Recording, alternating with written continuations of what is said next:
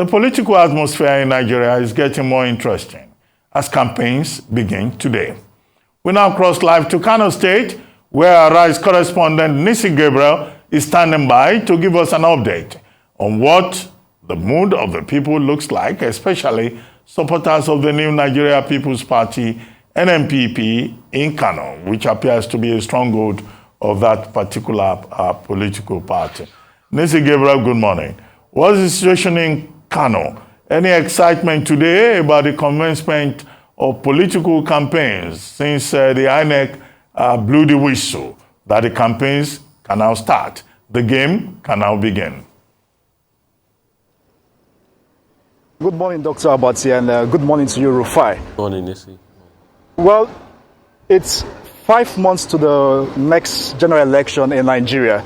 And as you all know, as you rightly said, political campaigns officially kickstart today. And I'm here in northern Nigeria's commercial hub, Kano, a state with the highest voting population in this region, with about 6.02 million registered voters.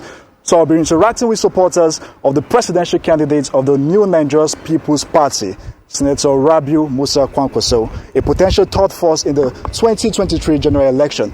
They'll be telling me how much ground NNPP has gained so far and why they're supporting Senator Rabiu Kwankwaso. So to my far right here, good morning, gentlemen. Good morning. Yeah, what's your name? My name is Hassan Saini Tukur. You're a supporter of Senator Rabiu Kwankwaso. Yes, I am. And a member of the new Nigeria's People's Party. Yes, I am. So tell us, why are you supporting Senator Rabiu Kwankwaso?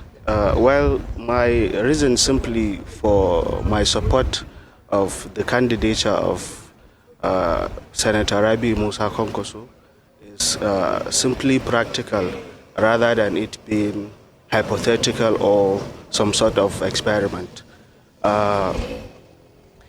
If you look at his stellar and remarkable achievements in massive infrastructural development, in education, in health sector, it has been massive, and it is there for all to see. It is not hypothetical, as I said, but what stand out and what I usually reference and use as my own reason is his insatiable quest and a need to set a ground, a kind of an opportunity for people, you know, to compete in an environment.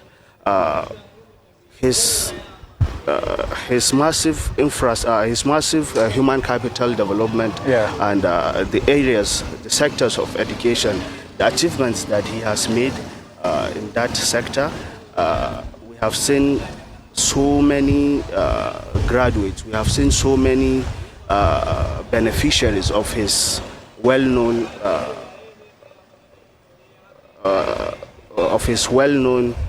what do you call it? I'll come to you in a moment. I'll come to you in a moment. What's your name, please? My name is Tahir Muhammad Hashim. I can see your red cap, your bona fide Kwankwasia. Of course I do.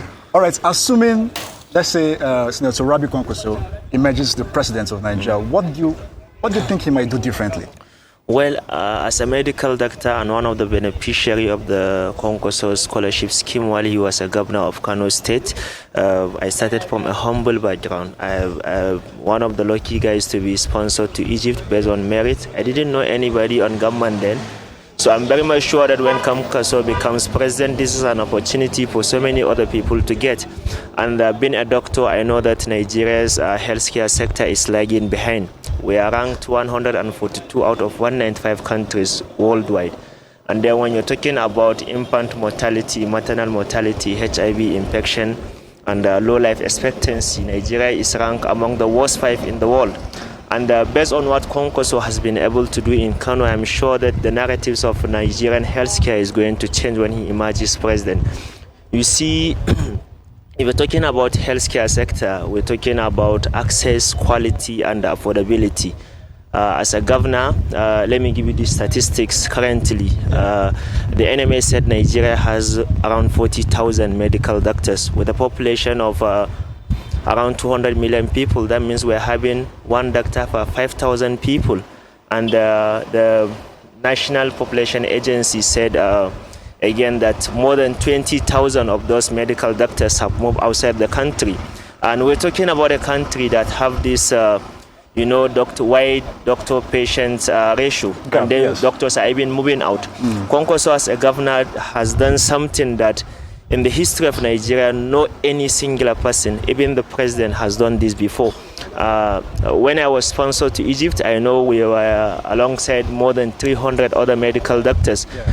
In Kano, it's only BUK, Bayero University here, that has the capacity to produce doctors, and they produce somewhere around 100. So he sponsored more than 300 people, and you can see what difference that 300 is going to do. So you think he's going to improve on the health sector? Of course, and he's going to expand what he has done in Kano at a national level. And he didn't stop there. When you're talking about nursing and midwifery, he established new schools in Bebeji, in Madobi.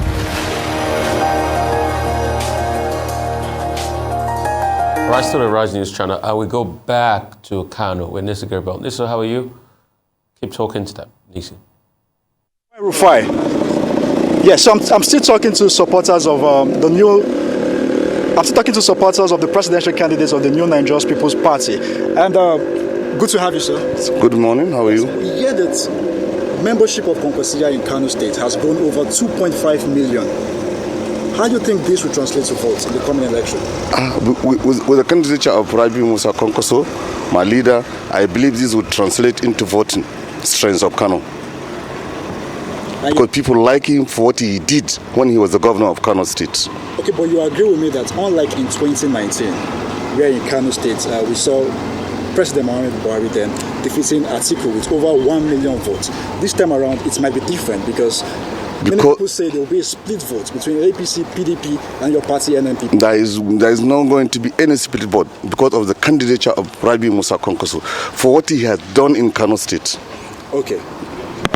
Good morning, sir. Good morning, brother. So do you believe Senator Rabi Musa Konkoso has what it takes to win this election? Of course, I believe he has what it takes to develop, Nigeria as a country because of his quest for human capital development, because most of the previous administration and even the present administration always get it wrong. What we want is someone who have a greater plan for human capital development, because Nigeria should be a country where the production and consumption of intellectual capital should be key.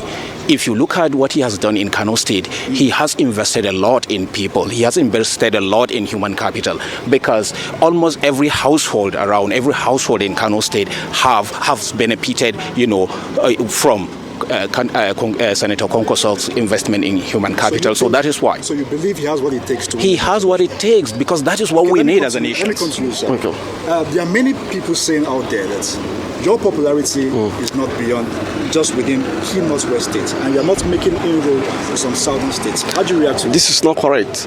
Recently, Konkoso gave 5 scholarships per state in Nigeria, 5 scholarships to each youth less than 25 years in each of the 36 states we have in Nigeria.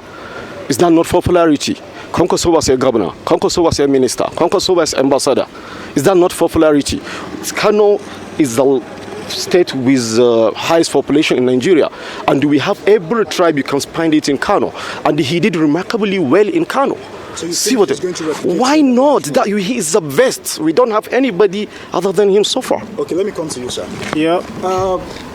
How will you react to persons who believe that at the moment you don't have any position, elected position at the national level? In the forthcoming general election, the 2023 general election, do you think, peradventure, your candidate does not get the presidential, does not become the next president of Nigeria? Do you think we are going to see other your members win elective positions in this country, like House of Reps, senatorial positions, and the rest? Yes, of course. Anyone following the trajectory of the Nigerian politics as it is today knows that NNPP has come to stay. You see, it is competing with the so-called giant political parties we have in the country, the FEC and the PDP. And if you are seeing the trend, you will be just maybe rest assured that NNPP is going to win this election because of the spread across all the states. Let me ask you a straight question. I just want a direct answer from you. In Kano State, between APC, PDP, and your party NNPP, who do you think will win Kano State? NNPP, of course, because of so many reasons. Obviously, Kano people loves Konkoso because of his antecedent, because of what he has done. Okay, let's leave it there. All right, I go to you, Dr. Abati and Rufai in the studio. You've heard it from supporters of the presidential candidates of the New Nigerian People's Party in the person of Senator Rabiu Musa Kwankwaso. And these supporters are confident that their presidential candidates will emerge victorious at the next general election in Nigeria. And they believe NNPP is now a force to reckon with. Well, Nisi Grebe, you are absolutely correct to say that the substantial votes coming from NNPP are quite substantial. You said about 6 million registered voters in Kano State, and Kano has always been strategic. But these are supporters of Senator Rabiu Kwankwaso, and this is the season when each voter, would defend his candidate, and who are politicians, if not optimists, they will be optimists. But in the calculations in Kano, we have an APC incumbent governor, Governor Abdullahi Ganduje. So in that regard, you can't also write off the APC putting up some showing in Kano State during the presidential elections. And you have also had, the candidate of the Labour Party making some inroads, Mr. Peter Obi, in parts of the north. Only 4 days ago, he visited Kano State. So, well, all of this is quite interesting. It looks like Nigerians are looking forward to very interesting times in terms of how all the permutations pan out, and in terms of how, the electorate, make their choice. Thank you very much, Nisi Gabriel.